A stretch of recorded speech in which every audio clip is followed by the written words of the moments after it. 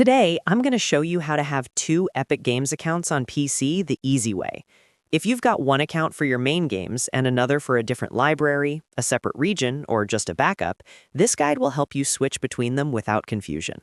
The good news is that Epic Games on PC makes this pretty simple, and you do not need any complicated tools to do it.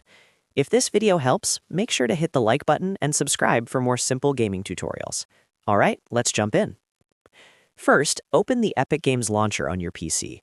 Once it loads, look to the top corner of the launcher and click your profile icon. This is where your account options are stored. From the menu that appears, choose Sign Out. Signing out is the key step because it removes the currently active account from the launcher so you can log into another one.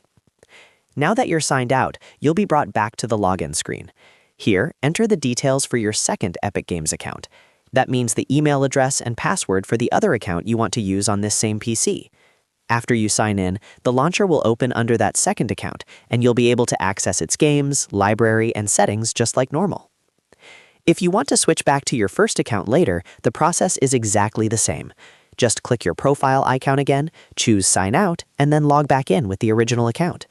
This is the simplest way to use two Epic Games accounts on one computer, because Epic Games Launcher only keeps one account active at a time in the app. A helpful tip here is to make sure you remember which account is logged in before launching a game. That way, you don't accidentally open the wrong library or save progress under the wrong profile.